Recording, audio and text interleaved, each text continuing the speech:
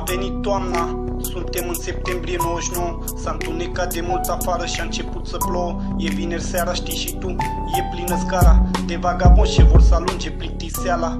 Unul aprinde țigara și toți se strâng în cerc, se arde încet din când în când. Cineva spune ține-n piept. E printre ei un puști care n-a pus bani. E în clasa 9 la liceu, are vreo 15 ani. Venise de la școală, dar a mai stat și el în scară să fie la fel ca ceilalți băieți din cartier. Fumase heroină, dar nu-l interesa, părea un simplu drogat, nu mai mult de atât, nici că știa. S-a dus acasă și s-a comportat ciudat. A doua zi la masă a vomitat tot ce a mâncat. Părinții nu s-au prins crezând că s-a îmbătat, când el de fapt venise pentru prima dată acasă spart.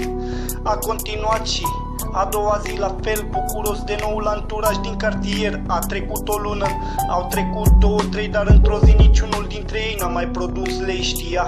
Venise rândul lui să facă ceva, combinații cumva sau să dea măcar impresia. Și cum avea alocația pe ultimele luni pentru davale, ajungea câteva zile, bani au fost destui.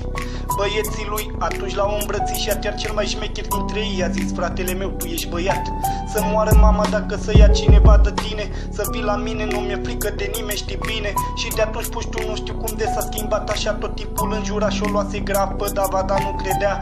Zicea că ata știi tu cum e viața mea, frate, nu te mai băga, vezi de treaba ta. Cum umbla prin farmacii să-și ia seringă, fiindcă plăcerea la țigară începuse să se stingă. Ceilalți copii îl știa de frică și deja puștiu se mândrea cu cine stătea și cu ce făcea. Începuse și el să învețe cum să facă bani și-și luase arfe de când o ardea printre golani. Se șmecherise pe afară și chiulea de la școală, avea tupeu să dea cu toți în smardoială. A fost meu cam un an de zile, avea intrare la toți traficanții din cartier și era bine, dar acum avea răuri, nu mai era la fel. Și pe cel mai șmecher l-a prins garda cu marfă la el. Părinții lui știau, dar n-aveau ce să-i facă, l-au băgat la Bălăcean, ca poate așa o să-i treacă, da. Bineînțeles cum a ieșit din prima, stătea spart pe gard zicând: Doamne, ce-mi place heroina. Își ascundea în ghenă fiola, sarea și o seringă, dar fără să știe luasă de mult hepatită. Și cu ficatul varză continua să tragă, îl vedea mereu cu țigări la bucată și o sticlă cu apă. Stătea singur pe gard, brigada s-a spart și a dat gherlă, că a vrut să-și facă mai mult, că nu l-a luat. S-au certat, s-au bătut, se înjurau când se întâlneau, își mai vorbeau frumos doar atunci când se combinau. Și puștiu fura din casa cum vându-se aproape tot tasul, era bon la măsa, nu mai muncea deloc.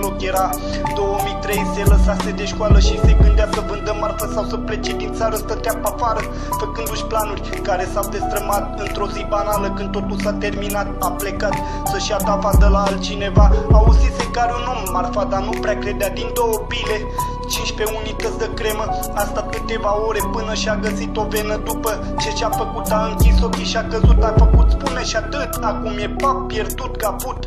L-au găsit vecinii, l-au îngropat părinții, înjurând și blestemând soarta lui și sfinții. Iar în cartier, oricare ar fi el, e la fel, încă unul mort când o să uite de el. Aceasta este încă o poveste despre un copil ce nu mai este peste. El s-a pus de mult pământ, iar la mormânt nu vine nimeni și tovarășii lui nu-l mai plâng. Aceasta este încă o poveste despre un copil ce nu mai este peste. El s-a pus de mult pământ, iar la mormânt nu vine nimeni și tovarășii lui nu-l mai plâng.